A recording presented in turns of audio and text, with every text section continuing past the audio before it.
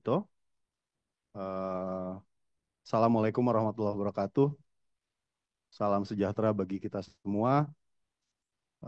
Yang saya hormati dan saya banggakan teman-teman media, cetak maupun elektronik, baik yang hadir langsung maupun yang mengikuti acara ini secara Zoom.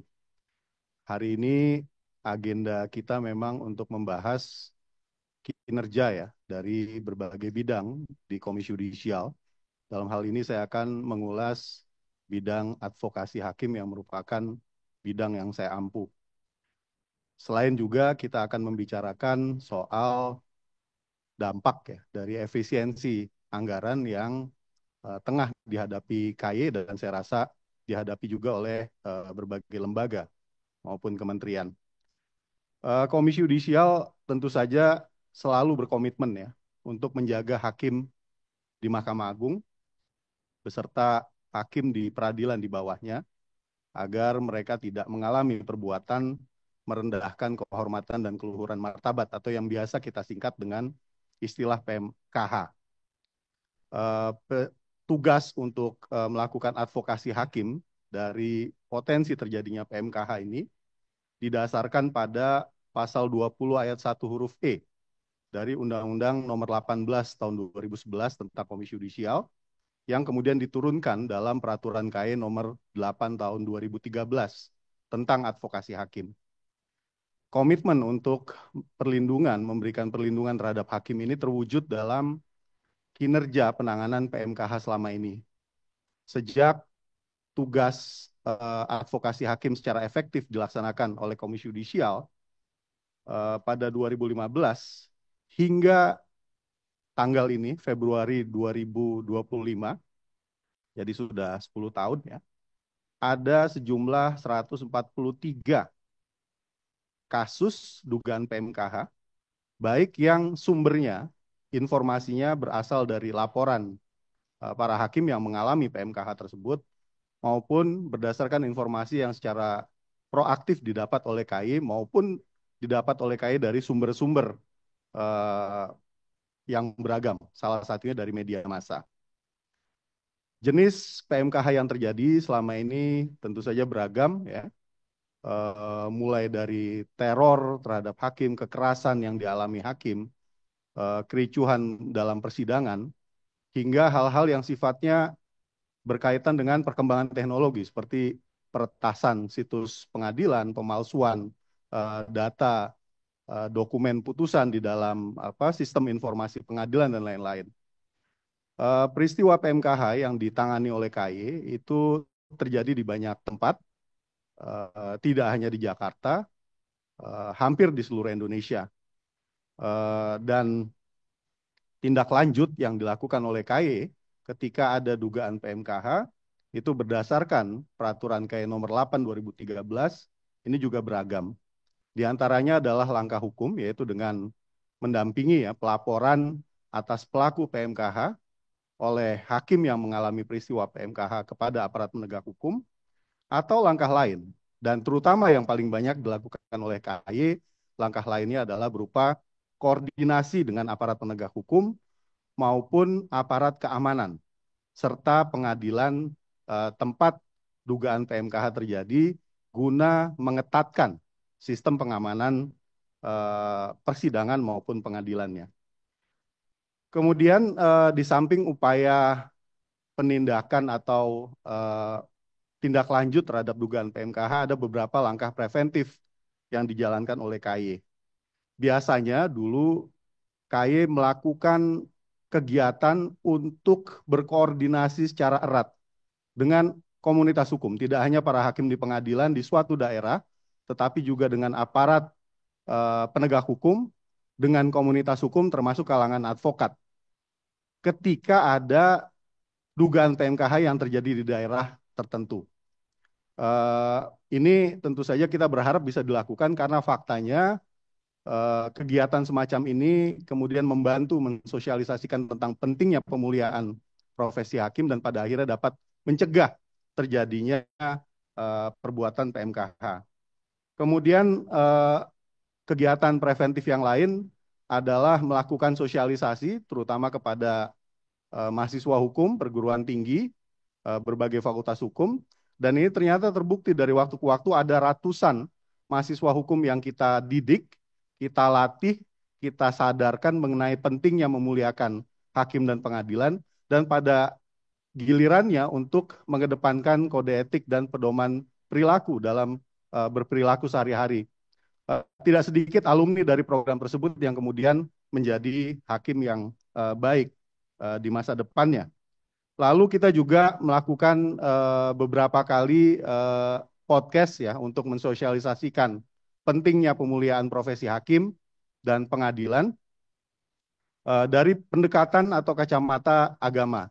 Dan ini juga kami pandang penting untuk kemudian meningkatkan kesadaran masyarakat, terutama pencari keadilan, pengguna jasa pengadilan, untuk selalu mengedepankan penghormatan pada hakim dan proses peradilan. Kita juga, Komisi Yudisial, sepanjang 2022 hingga 2024, melakukan observasi terhadap penerapan sistem keamanan hakim dan pengadilan berdasarkan Perma nomor 5 tahun 2020 yang diubah dengan Perma nomor 6 tahun 2020. Observasi dilakukan terhadap ratusan pengadilan, baik itu pengadilan negeri, pengadilan tata usaha negara, pengadilan agama, di berbagai daerah yang mencakup pengadilan kelas 1A khusus, ini biasanya ada di kota-kota besar, pengadilan kelas 1A biasanya ada di ibu kota kabupaten atau kota madya, kemudian ada juga pengadilan-pengadilan kelas 2 yang itu kelas 1B dan kelas 2. Ini yang biasanya tersebar di daerah-daerah yang relatif remote ya atau terpencil. Dan tujuan dari observasi ini adalah untuk mengetahui pemenuhan pengadilan terhadap berbagai elemen keamanan hakim dan persidangan. Di antaranya terkait dengan anggaran pengamanan, SDM pengamanan, kemudian prototipe gedung pengadilan yang aman, hingga ke perlengkapan atau sarana dan prasarana atau alat pengamanan pengadilan. Lalu Bapak Ibu, KAI saat ini juga sedang menyusun ya berdasarkan hasil observasi tersebut kertas kebijakan mengenai keamanan hakim dan pengadilan. Tujuannya adalah untuk memperbaiki perencanaan maupun implementasi dari keamanan hakim dan pengadilan. Hadirnya Komisi Yudisial di dalam berbagai peristiwa PMKH penting untuk menyampaikan pesan kepada semua pihak bahwa ada kemuliaan proses peradilan yang harus dijaga. Juga menyampaikan pesan kepada hakim bahwa mereka tidak sendiri dan niscaya memperoleh dukungan dan perlindungan selama mereka menjalankan tugasnya, memeriksa dan memutus perkara secara imparsial, berintegritas, dan akuntabel. Tentu saja kehadiran KAI membutuhkan anggaran. Dan dengan adanya efisiensi, tentu saja pelaksanaan tugas advokasi KAI mau tidak mau akan terdampak. Harus ada skala prioritas yang dibuat, bergantung pada jenis dugaan PMKH dan lokasi kejadian. Prioritas tentu saja akan diarahkan pada wilayah Jakarta dan sekitarnya, serta kota atau kabupaten di sekitar domisili 20 kantor penghubung KAI.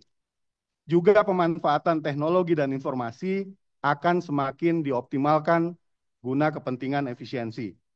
Lalu berbagai kegiatan pencegahan akan dikurangi secara signifikan dan difokuskan pada advokasi kebijakan.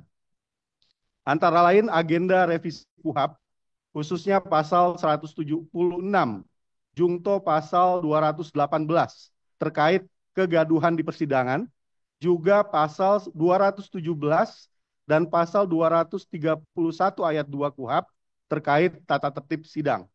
Hal ini, usulan ini sudah disampaikan KAI dalam rapat dengan Komisi 3 DPR yang terjadi pada 10 Februari 2025 atau hari Senin yang lalu. Di samping itu juga KAI akan mengadvokasikan kertas kebijakan mengenai sistem pengamanan hakim dan pengadilan. Antara lain, ya, rekomendasi salah satu yang saya rasa penting itu adalah gagasan untuk membentuk polisi khusus pengadilan.